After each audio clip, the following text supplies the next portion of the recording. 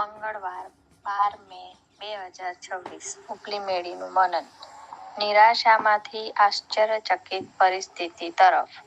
Bible વાંચન ગીતશાસ્ત્ર 30 1-12 કલમ વાંચીશું.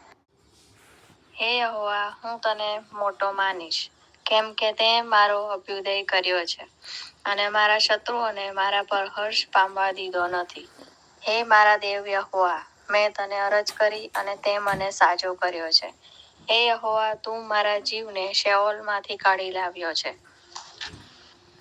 પણ તે મને જીવતો રાખ્યો છે. તે મને કબરમાં પડવા દીધો નથી.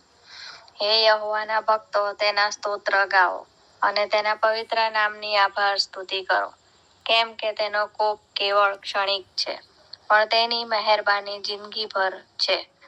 રુદન રાત પર્યંત રહે, પણ સવારમાં હર્ષનાદ થાય છે. હું સુખમાં હતો ત્યારે મેં કહ્યું કે હું કદી ડગીશ નહીં. હે યહોવા, તે તારી મહેરબાનીથી મારા પર્વતને અચળ કર્યો છે. તે તારું મુખ ફેરવ્યું કે હું ભયભીત થયો. હે યહોવા, મેં તને અરજ કરી અને મેં તારી યાચના કરી કે જો હું કબરમાં જાઉં તો મારા મરણથી શો લાભ થાય. શું ધૂળ તારી સ્તુતિ કરશે? શું તે તારું સત્ય પ્રગટ કરશે? હે યહોવા, સાંભળ અને મારા પર દયા કર. હે યહોવા, તું મારો સહાયકારી થા. તે મારા વિલાપને બદલે મને નૃત્ય આપ્યું છે. તે મારું ટાટ ઉતારીને મને ઉત્સાહથી વેષ્ટિત કર્યો છે. તેથી મારું ગૌરવ તારા સ્તોત્ર ગાય અને ચૂપ રહે નહીં. હે યહોવા મારા દેવ, હું સદાકાળ તારી આભાર સ્તુતિ કરીશ. આમેન. કેમ કે જે ઈરાદા હું તમારા વિશે રાખું છું તેઓને હું જાણું છું, એવું યહોવા કહે છે. એ ઈરાદા ભવિષ્યમાં તમને આશા આપવા માટે વિપત્તિ લગતા નહીં, પણ શાંતિને લગતા છે. યિર્મયાહ 29:11. મેં મારી પરીક્ષાનું પરિણામ ધ્રુજતા હાથોમાં પકડી રાખ્યું અને મારી આંખોમાંથી આંસુ વહેતા હતા. હું મારી સ્કૂલમાંથી સૌથી વધારે માર્ક્સ મેળવનારી વિદ્યાર્થીની હતી, પણ આનંદ અનુભવવાના બદલે હું નિરાશાથી ઘેરાઈ ગઈ.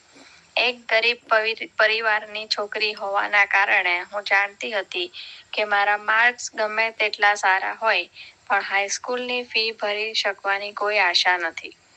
ઈશ્વર, મારી આંખોમાં આંસુઓ હતા ત્યારે હું ધીમેથી બોલી, કાશ આ માર્ક્સ એવા વિદ્યાર્થીને મળે કે જેનો પરિવાર તેના સપનાઓને સાકાર કરી શકે. જો કે આ બાબત મને એક પૂરું ન થાય તેવા સ્વપ્ન જેવી લાગી. મેં એક સ્થાનિક કેથોલિક કન્યા શાળામાં ઇન્ટરવ્યૂ આપ્યો અને તેમાં હું પાસ થઈ ગઈ. પરંતુ અમારી પાસે સ્કૂલમાંથી જે બાબતો પૂરી પાડે તેને માટે કે ફી ભરવાના નાણાં ન હતા, કે જે આપીને હું સ્કૂલમાં દાખલ થાઉં. અમે હાર ના માની અને મારા પિતાએ સૂચવ્યું કે આપણે સ્કૂલમાં જઈએ અને ફી ભરવા માટે વધુ સમય માંગીએ. અમે ચિંતાના બોજ હેઠળ પણ આશાના કિરણ સાથે આચાર્યની ઓફિસમાં ગયા. અમારા આશ્ચર્ય વચ્ચે આચાર્યએ મને ફી લીધા વિના સ્કૂલમાં પ્રવેશ આપ્યો.